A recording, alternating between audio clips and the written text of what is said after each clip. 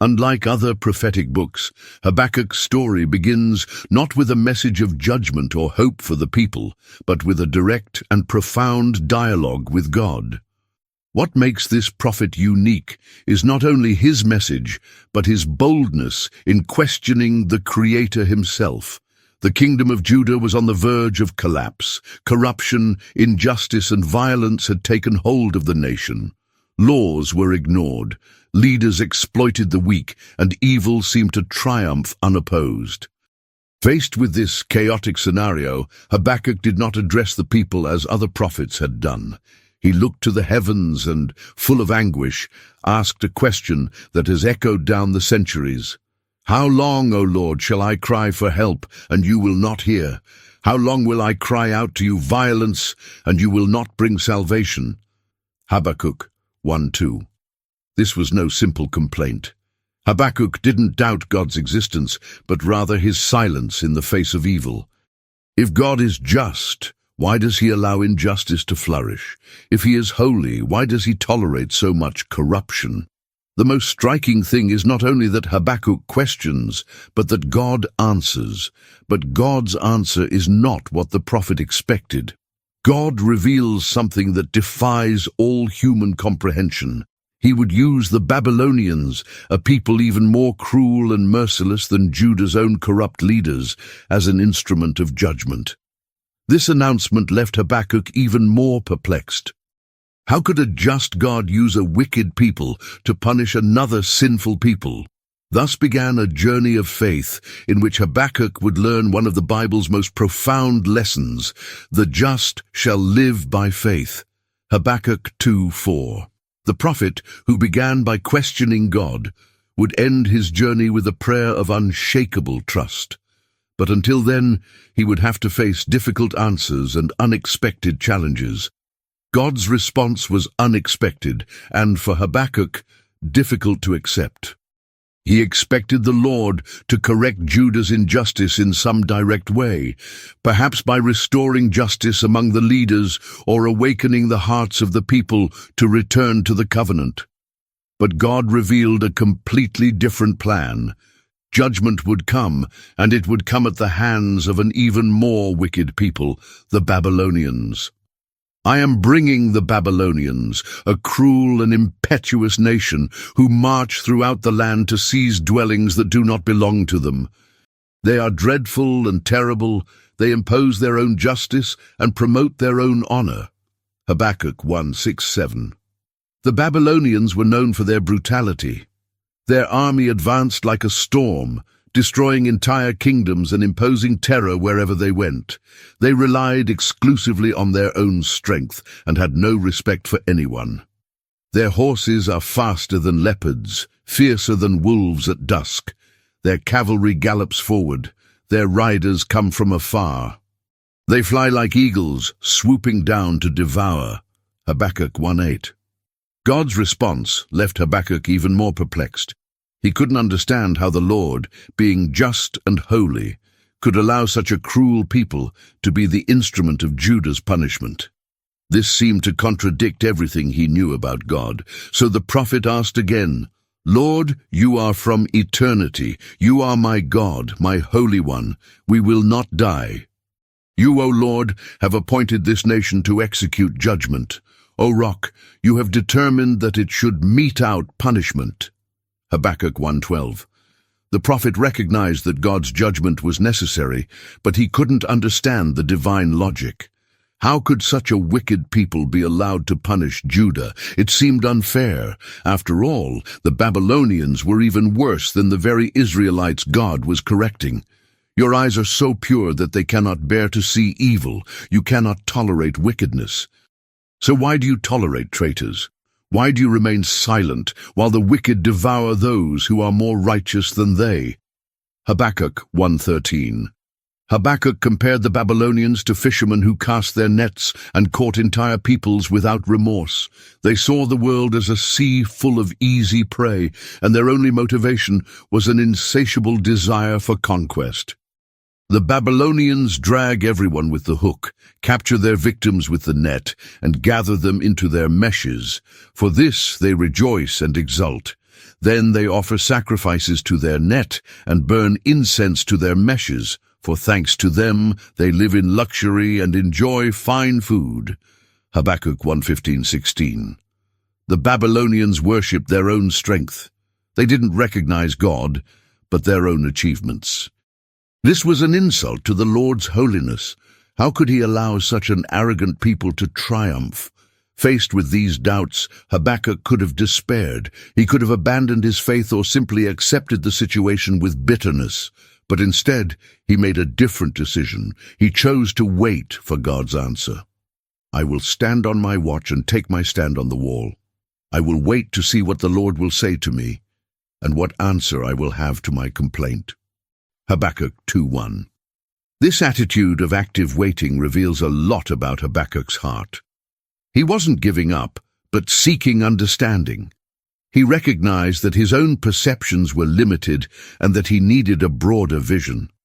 The prophet put himself in the position of a watchman, someone who remains attentive, waiting for a greater revelation. He didn't run away, he didn't rebel, but stood firm, ready to listen. This change in posture was crucial. For God's answer would come, and it would change everything. Habakkuk's wait was not in vain.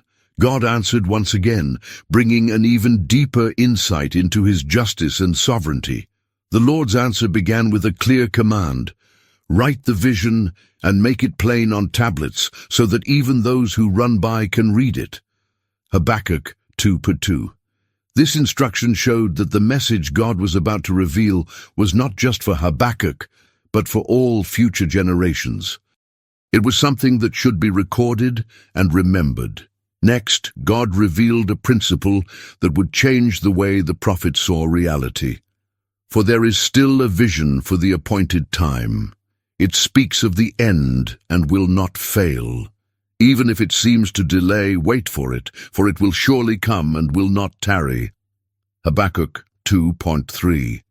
Here, God was teaching that his justice does not fail, but is fulfilled at the right time. To human eyes, it may seem that evil thrives without consequences, but God has a greater plan, and everything will be adjusted in due time. And then came the most powerful statement of the whole answer: the just shall live by his faith. Habakkuk 2:4. This phrase would become the heart of the book of Habakkuk and one of the foundations of biblical faith. God was showing that while the arrogant trust in themselves, the righteous must live by faith, trusting entirely in the Lord, even when they don't understand everything that is happening around them. This principle would become so essential that it would later be quoted by the Apostle Paul in Romans 1:17, Galatians 3:11, and Hebrews 10:38, emphasizing that faith is what sustains those who belong to God. But God didn't stop there. He revealed that the Babylonians, despite being used as an instrument of judgment, would not go unpunished. The Lord announced 5 woes against them, denouncing their sins and declaring their future destruction. The 5 woes against Babylon. Woe to the greedy, woe to him who hoards what is not his. How long? Habakkuk 2:6. The Babylonians plundered entire nations, hoarding stolen wealth. But God declared that the day would come when the plundered peoples would turn against them. Woe to those who build empires with injustice. Woe to him who builds his house with dishonest gain, establishing it on a high place to deliver himself from the clutches of evil. Habakkuk 2:9. The Babylonians' pride and false security would not protect them. God would bring down everything they had built with oppression. Woe to the violent, woe to him who builds a city with blood and establishes it with injustice. Habakkuk 2:12. All the Babylonians' violence would not go unnoticed. God would do justice. Woe to the corrupters, woe to him who makes his neighbors drink, mixing poison with them to make them drunk, to look on their nakedness. Habakkuk 2:15. This metaphor exposed the corruption and humiliation that the Babylonians imposed on other peoples, but that same humiliation would come upon them.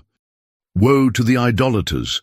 Woe to him who says to the wood, "Awake," or to the mute stone, "Wake up." Can that teach anything? Habakkuk 2:19. The Babylonians relied on idols and their own strength, but God made it clear that He alone is Lord over all nations. After pronouncing these judgments, God concluded with a powerful affirmation of sovereignty. But the Lord is in His holy temple. Let all the earth keep silence before Him. Habakkuk 2:20. This statement gave Habakkuk a new perspective. God was not oblivious to what was happening in the world. He was in control of everything, and His justice would come at the right time. The prophet had begun his journey by questioning God, but now he saw that the Lord had not only answered him, but had also revealed a greater purpose to him. Habakkuk realized that he didn't need to understand all the details of God's plans in order to trust Him. The only thing that really mattered was living by faith. Now his final prayer would not be a lament, but a song of unwavering trust. After questioning God and receiving an answer that defied his understanding, Habakkuk underwent a profound transformation.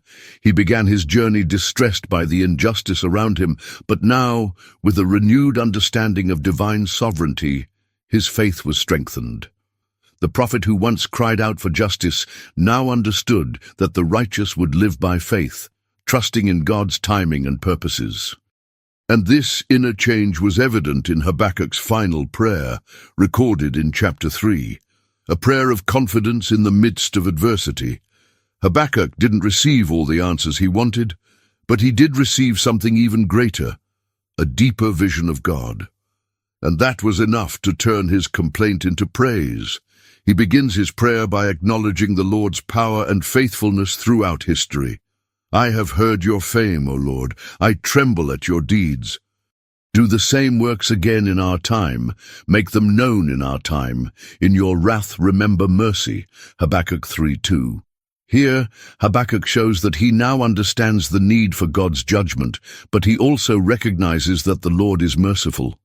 He cries out that even in the midst of judgment, God will not abandon His people. The rest of the prayer is a great vision of God's majesty, recalling historical moments when He intervened to save Israel. The prophet describes the Lord coming as a triumphant warrior, bringing judgment on the nations and deliverance for His people.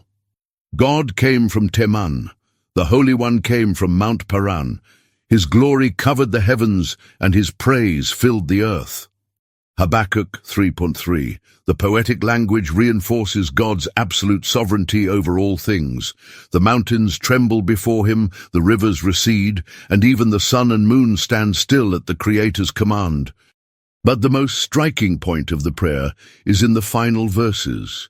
Here, Habakkuk expresses an unshakable faith, regardless of the circumstances. Though the fig tree does not blossom, nor is there fruit on the vines, though the olive harvest fails, and the fields yield no food, though the sheep disappear from the fold, and there are no cattle in the stalls, yet I will rejoice in the Lord, and be glad in the God of my salvation. Habakkuk 3:17-18. These words are one of the greatest declarations of faith in the entire Bible. Habakkuk says, in other words, even if everything goes wrong, even if I lose everything, I will still trust in the Lord. He realizes that true security lies not in circumstances, but in God. His joy does not depend on prosperity or stability. His sustenance comes from the Lord, regardless of what happens around him. The sovereign Lord is my strength. He makes my feet like hinds' feet. He makes me walk on high places. Habakkuk 3:19. Here, Habakkuk uses the image of a deer climbing rocky mountains with lightness and firmness to illustrate how God gives strength to the righteous to face any difficulty. From questioner to worshipper, Habakkuk's transformation is extraordinary. He began his journey in anguish, questioning God and struggling to understand His justice. But by the end, he no longer needs answers because he has learned to trust in God's character. The book of Habakkuk doesn't end with a visible solution to the prophet's problems. Judah would still face difficult times, Babylon would still bring destruction, and the surrounding scenario remained uncertain. But something had changed. Habakkuk's heart. He understood that true faith does not depend on seeing everything resolved, but on trusting in the God who rules over everything. Habakkuk's lesson for our times, Habakkuk's story remains extremely relevant. Like him, we often look around us and see injustice, corruption, and suffering. We may ask ourselves, where is God? Or, why does he allow evil to thrive? The answer in the book of Habakkuk teaches us that God is not indifferent to evil. He will judge everything at the right time. God's justice may not be immediate, but it is certain. The righteous do not live by circumstances, but by faith. Our trust should not be in what we can see, but in God's unchanging character.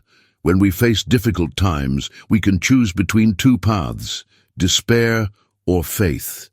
Habakkuk invites us to live by faith, trusting that God is sovereign, even when we don't understand his plans. So we conclude this journey with the prophet's final words. Yet I will exult in the Lord and rejoice in the God of my salvation. If this message has touched your heart, share it and keep following us for more deep reflections on God's Word. See you in the next video.